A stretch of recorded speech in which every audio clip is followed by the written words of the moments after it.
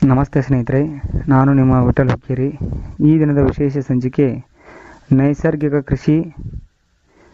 ನೈಸರ್ಗಿಕ ಕೃಷಿ ಎಂದರೆ ಏನು, ಅದನ್ನು ಹೇಗೆ ಮಾಡುವುದು ಮತ್ತು ನೈಸರ್ಗಿಕ ಕೃಷಿಯ ಲಾಭಗಳು ಏನು ಎಂಬುದನ್ನು ತಿಳಿದುಕೊಳ್ಳುವುದೇ ಈ ಸಂಚಿಕೆ ಅಥವಾ ಈ ವಿಡಿಯೋದ ಮುಖ್ಯ ಉದ್ದೇಶವಾಗಿದೆ.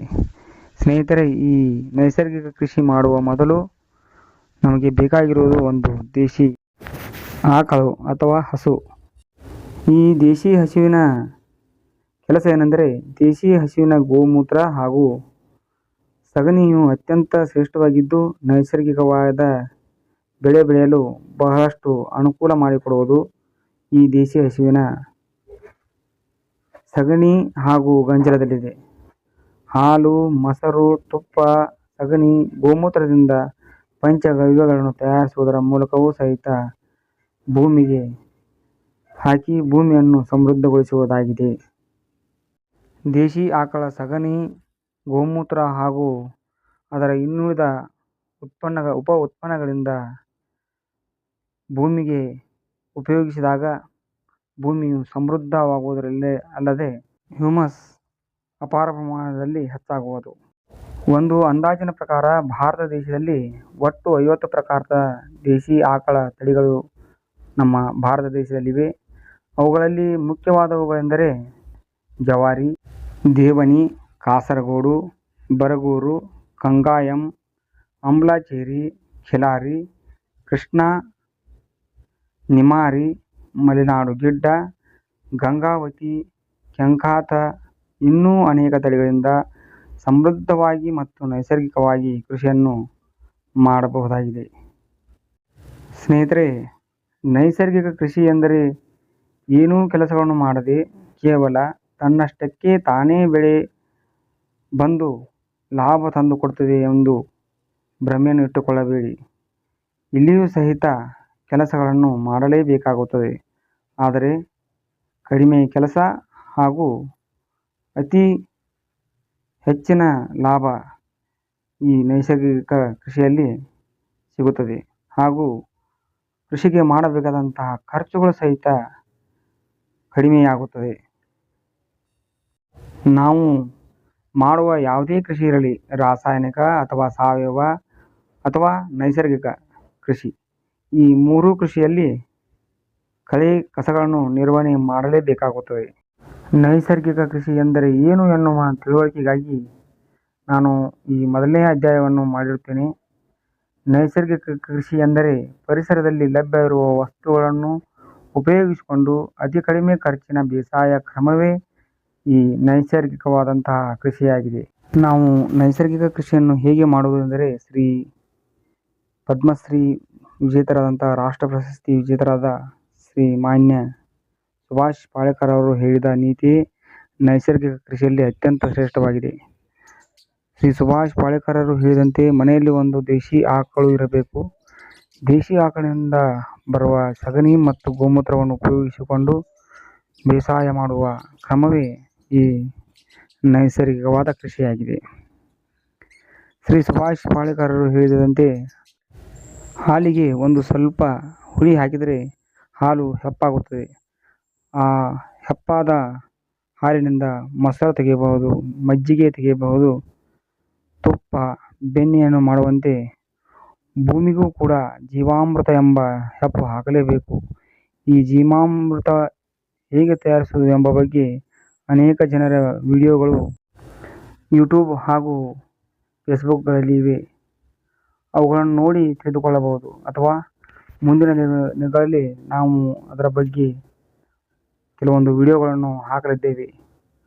ಆ ವಿಡಿಯೋಗಳನ್ನು ನೋಡಿ ತಾವು ಜೀವಾಮೃತವನ್ನು ಹೇಗೆ ತಯಾರಿಸಬೇಕು ಎಂಬುದನ್ನು ತಿಳಿದುಕೊಂಡು ಜೀವಾಮೃತವನ್ನು ಮಾಡಿ ಭೂಮಿಗೆ ಹಾಕಬೇಕು.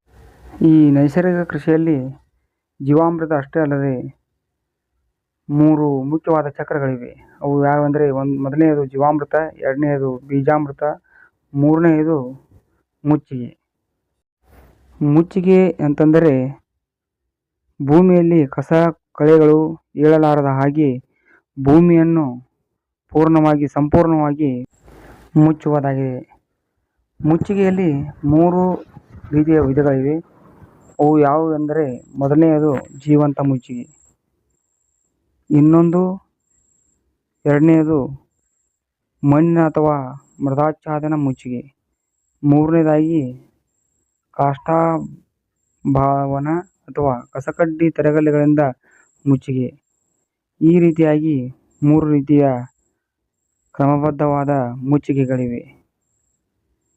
ಮುಚ್ಚಿಗೆಯನ್ನು ಯಾಕೆ ಮಾಡಬೇಕು ಎನ್ನುವುದನ್ನು ಮುಂದಿನ ಅಧ್ಯಾಯಗಳಲ್ಲಿ ನಾವು ತಿಳಿದುಕೊಳ್ಳೋಣ. ಇನ್ನುಳಿದ ಕೃಷಿ ಪದ್ಧತಿಯಂತೆ ನೈಸರ್ಗಿಕ ಕೃಷಿಯಲ್ಲಿಯೂ ಕೀಟ ಬಾಧೆಗಳು ಇದ್ದೇ ಇರುತ್ತವೆ. ಅನೇಕ ರೋಗಗಳು, ಫಂಗಸ್ಗಳು ಬರುತ್ತವೆ. ಅವು ಬೆನ್ನು ಬಿಡದ ಬೇತಾಳದ ಹಾಗೆ ಕಾಡುತ್ತವೆ. ಇವುಗಳ ನಿರ್ವಹಣೆ ಮಾಡುವುದು ಬಹಳ ಮುಖ್ಯವಾಗಿದೆ. ಕೀಟ ನಿರ್ವಹಣೆ ಮಾಡುವುದು ಹೇಗೆ ಎಂದರೆ, ಮಿತ್ರ ಕೀಟಗಳನ್ನು ಗುರುತಿಸುವುದು ಹಾಗೂ ಅವುಗಳನ್ನು ವಿಷಪೂರಿತ ವಸ್ತುಗಳಿಂದ ಕೊಲ್ಲದೇ ಇರುವುದು. ಸಮಗ್ರ ಕೀಟ ನಿರ್ವಹಣೆಯನ್ನು ಅರ್ಥ ಮಾಡಿಕೊಳ್ಳುವುದು.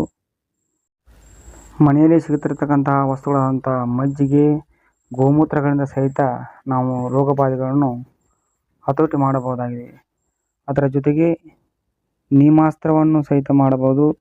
ಅಗ್ನಿ ಅಸ್ತ್ರ, ಬ್ರಹ್ಮಾಸ್ತ್ರ ಹಾಗೂ ಶಿಲೀಂಧ್ರ ನಾಶಕಗಳಾದಂಥ ಶುಂಠಿ ಅಸ್ತ್ರಗಳನ್ನು ಬಳಸುವುದರಿಂದ ಸಹಿತ ನಾವು ಅನೇಕ ರೋಗಗಳನ್ನು, ಶಿಲೀಂಧ್ರಗಳನ್ನು ಕೊಲ್ಲಬಹುದಾಗಿದೆ ಅಥವಾ ಅವುಗಳನ್ನು ನಮ್ಮ ಹೊಲಗಳಿಂದ ದೂರ ಓಡಿಸಬಹುದಾಗಿದೆ.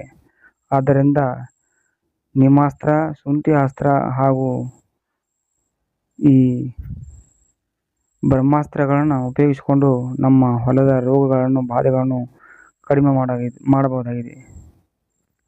ಅದು ಅಲ್ಲದೆ ಮಹಾರಾಷ್ಟ್ರದ ಸಿದ್ಧಗಿರಿ ಮಠದ ಶ್ರೀ ಕಾಡಸಿದ್ದೇಶ್ವರರು ಹೇಳಿದ ಅನೇಕ ರೀತಿಯ ವಸ್ತುಗಳನ್ನು ಉಪಯೋಗಿಸಿಕೊಂಡು ನಾವು ನಮ್ಮದೇ ಆದಂಥ ರೋಗ ನಿರ್ಣಯಗಳನ್ನು, ಭೂಮಿಯಲ್ಲಿ ಆಗತಕ್ಕಂಥ ರೋಗಗಳನ್ನು ಹಾಗೂ ಗ್ರೋತ್ ಪ್ರಮೋಟರ್ಗಳನ್ನು ತಯಾರಿಸಿಕೊಂಡು ನಾವು ರೋಗ ಬಾಧೆಗಳನ್ನು ಹಾಗೂ ಭೂಮಿಯನ್ನು ಅತ್ಯಂತ ಫಲವತ್ತಾಗಿ ಮಾಡಿ ಅತಿ ಹೆಚ್ಚಿನ ಒಂದು ಒಳ್ಳೆಯ ರೀತಿಯಲ್ಲಿ ಉತ್ಪನ್ನವನ್ನು ತೆಗೆಯಬಹುದಾಗಿದೆ.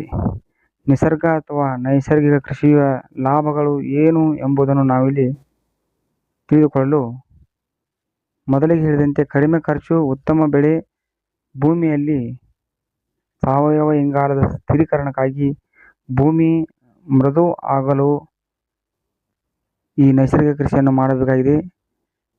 ನೀರು ಭೂಮಿಯ ಮೇಲೆ ಹರಿದು ಹೋಗದೆ ಹೆಚ್ಚಿನ ಪ್ರಮಾಣದಲ್ಲಿ ನೀರು ಇಂಗಿ ಭೂಮಿಯನ್ನು ಅಂತರ್ಜಲ ಜಾಸ್ತಿ ಆಗಲು ಸಹಿತ ಈ ನೈಸರ್ಗಿಕ ಕೃಷಿಯು ಕಾರಣವಾಗುತ್ತದೆ. ಇದಲ್ಲದೆ ಮುಂದಿನ ಪೀಳಿಗೆಗೆ ನಾವು ಸಮೃದ್ಧವಾದಂತಹ ಭೂಮಿಯನ್ನು ಬಿಟ್ಟು ಹೋದಂತೆ ಆಗುತ್ತದೆ. ಅದೂ ಅಲ್ಲದೆ ರಾಸಾಯನಿಕ ವಿಷಯಗಳಿಂದ ದೂರವಾಗಿ ಅನೇಕ ರೋಗ ಬಾಧೆಗಳಿಂದ ನಮ್ಮ ಭೂಮಿಯನ್ನು ಹಾಗೂ ಮಾನವ ಕುಲವನ್ನು ಹಾಗೂ ಇನ್ನುಳಿದ ಪಶು ಪಕ್ಷಿ ಪ್ರಾಣಿಗಳನ್ನು ಬದುಕಿಸಬಹುದಾಗಿದೆ. ಇದಿಷ್ಟು ನೈಸರ್ಗಿಕ ಕೃಷಿಯ ಬಗ್ಗೆ ನನ್ನ ತಿಳುವಳಿಕೆಯಾಗಿದೆ. ಸ್ನೇಹಿತರೆ, ನಿಮ್ಮಲ್ಲಿ ಸಹಿತ ನೈಸರ್ಗಿಕ ಕೃಷಿಯ ಬಗ್ಗೆ ಹೆಚ್ಚಿನ ಮಾಹಿತಿಗಳು ಇರಬಹುದು. ಅಂತಹ ಮಾಹಿತಿಗಳು ಏನಾದರೂ ಇದ್ದರೆ ನನಗೆ ಕಮೆಂಟ್ ಮೂಲಕ ತಿಳಿಸಿ ಎಂದು ತಮ್ಮಲ್ಲಿ ಕೇಳಿಕೊಳ್ಳುತ್ತೇನೆ. ಈ ನೈಸರ್ಗಿಕ ಕೃಷಿಯ ಮೊದಲನೇ ಅಧ್ಯಾಯವನ್ನು ಇಲ್ಲಿಗೆ ಮುಗಿಸುತ್ತಿದ್ದೇನೆ. ಮತ್ತೆ ಮುಂದೆ ಭೇಟಿಯಾಗೋಣ. ಧನ್ಯವಾದಗಳು. ನಮಸ್ಕಾರಗಳು.